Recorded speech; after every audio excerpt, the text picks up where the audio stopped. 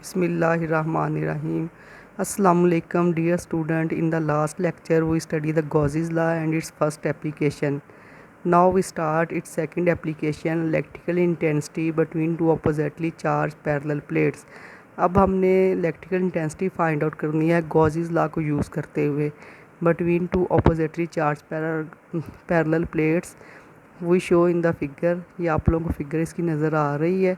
इसमें देखिए दो ऑपोजिटली चार्ज पैरेलल प्लेट्स हैं, एक पे पॉजिटिव चार्जेस हैं, एक पे नेगेटिव चार्जेस हैं और इलेक्ट्रिकल फील्ड लाइंस की डायरेक्शन जो है वो पॉजिटिव प्लेट्स से नेगेटिव प्लेट्स के दरमियान है और दोनों प्लेट्स के दरमियान स्मॉल डिस्टेंस है और दोनों प्लेट्स के दरमियान आप वैक्यूम है और वैक्यूम को हम कंसीडर करेंगे ये डाइलेक्ट्रिक है which acts as a dielectric. Now we find the electrical field between the two plates.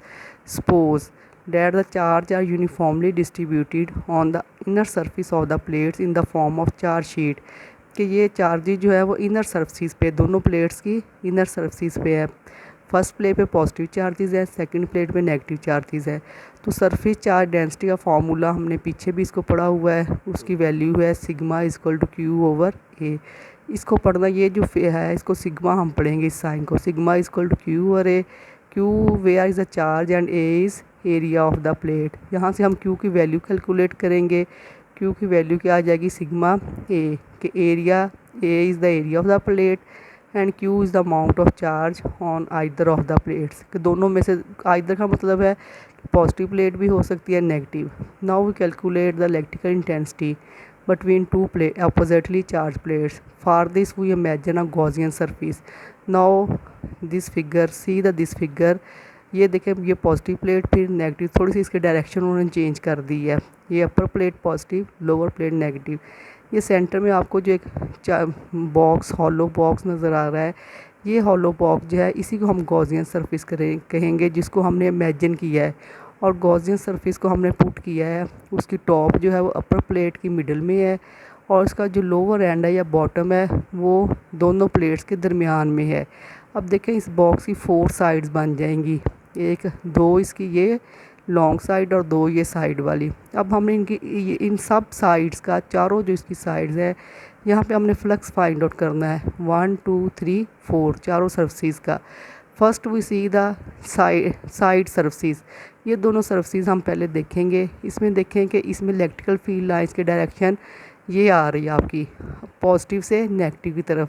ये आपका बॉक्स है, बॉक्स का इस साइड का एरिया की डायरेक्शन इधर आएगी ऐसे, ये इधर एरिया की डायरेक्शन आएगी इस बॉक्स के ये, और ये आपकी जो है इलेक्ट्रिकल फील्ड लाइंस आ रही है। इन दोनों के दरमियान देखें जो एंगल है वो एक दूसरे के परपेंडिकुलर है, यानी कि 90 का एंगल बन रहा है। इसी तरह इसी साइड के भी ऐसे ही होगा, एरिया की डायरेक्शन इधर आएगी और इलेक्ट्रिकल फील्ड लाइंस की डायरेक्शन ये है। दोनों के दरमियान एंगल कौन सा बनेगा 90 का।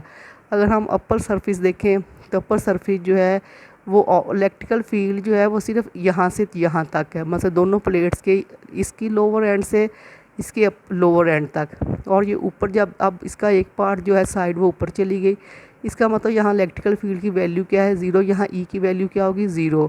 अगर हम नीचे वाली साइड देखें तो इसमें इलेक्ट्रिकल फील्ड की डायरेक्शन ये आ रही है, तो नीचे जो बॉटम है उसकी डायरेक्शन भी ये, इन दोनों के एंगल कौन सा बनेगा 0 डिग्री। अब हमने फर्दर 1 बाय 1 करके इन चारों साइड्स की हमने फ्लक्स फाइंड आउट कर लेना है। ठीक है, ये फर्स्ट उन्होंने पहला पॉइंट जो है फर्स्ट पॉइंट वो इन साइड्स का ही बताया हुआ है कि flux phi through both the sides of the box is 0। ये दोनों sides, both sides, because the field lines are perpendicular to the direction of areas of the side of box that is theta is equal to 90। ठीक है, now we calculate flux phi one E one dot A, ये sides का flux है। ई ए जब dot product का हम remove करेंगे इसकी जगह हम 90 का थीटा पुट करेंगे, थीटा की वैल्यू 90 है, कॉस 90 की वैल्यू क्या होती 0। फाई1 इज इक्वल टू 0। फाई1 फ्लक्स है टू साइड्स का, जो फिगर मैंने दिखाई थी दोनों साइड्स का क्या आ जाएगा 0 फ्लक्स है। Now we calculate the flux top of the box, उसका ऊपर वाला जो है सबसे ऊपर वाला उसका हम फ्लक्स फाइंड आउट करेंगे। Phi two is equal to E dot a is equal to E A cos theta, उसका मैंने आप लोग को पहले ऑलरेडी बता चुकी हूँ कि उसमें इलेक्ट्रिकल फील्ड की वैल्यू क्या है 0 है। ई जो है वो 0, ई की जगह हम 0 पुट करेंगे तो हमारा फ्लक्स सेकंड फ्लक्स जो है फाई2 वो भी क्या आ जाएगा 0। यानी कि दोनों साइड्स का फ्लक्स भी ज़ीरो आया और आपका जो है वो अपर सरफेस का जो है वो भी फ्लक्स ज़ीरो आ गया। Since upper metal plate does not contain any field inside it, therefore E is equal to 0 because the lines of electrical field start from inner surface of positively charged plate but top of the box is away from it। ये सारा कुछ मैं आप लोगों को पहले figure से मैंने सब कुछ आप लोगों को बता चुकी, ये पॉइंट मैंने नोट करवा दिए। अब हमारा तीसरा फ्लक्स रह गया नीचे बॉटम का। अब बॉटम का मैंने आप लोगों को ऑलरेडी बताया है कि उसमें एंगल क्या बनेगा 0 डिग्री, क्योंकि इलेक्ट्रिकल फील्ड लाइंस भी उसी डायरेक्शन में हैं, बॉटम की जो बॉक्स की डायरेक्शन है वो भी यही है। तो इसमें हम लिखेंगे phi 3 equal to E dot E A cos theta, theta की जगह हम पुट करेंगे 0 डिग्री।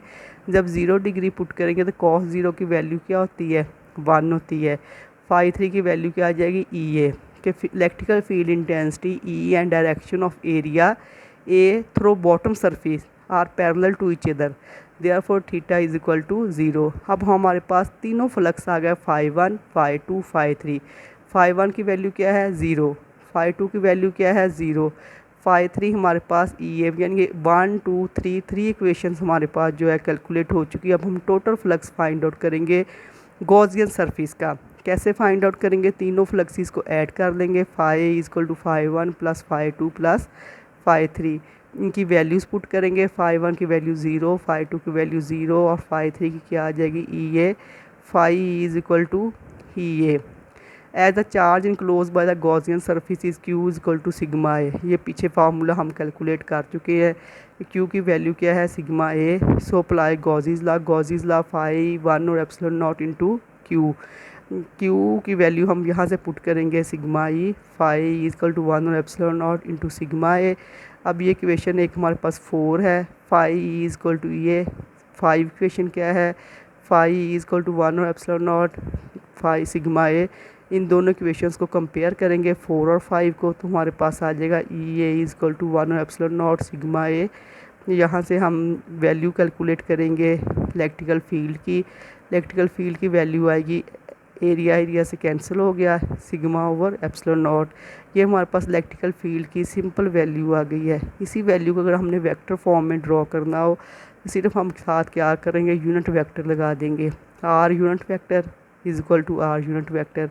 और जब हम इसको यूनिट वेक्टर हटा के इसकी वैल्यू लिखेंगे वेक्टर फॉर्म में इलेक्ट्रिकल फील्ड की, तो उसकी जगह हम क्या फिर पुट करेंगे एरो हेड की। इस चीज़ को बता रहा है कि ये वेक्टर फॉर्म है इलेक्ट्रिकल फील्ड की, electrical field between two oppositely charge plate E is equal to sigma और epsilon naught r unit vector. अब यूनिट वेक्टर किस चीज़ को ज़ाहिर कर रहा है, ये यूनिट वेक्टर है और इसके डायरेक्शन जो है इसकी direction electric intensity from positive to negative plate long the normal, कि इसकी डायरेक्शन किधर होगी पॉजिटिव प्लेट से नेगेटिव प्लेट की तरफ ही होगी। ये आप लोगों ने सेकंड हमने एप्लीकेशन पढ़ी है गॉसिस लॉ की, फर्स्ट और सेकंड पढ़ ली, अब थर्ड रह गई है।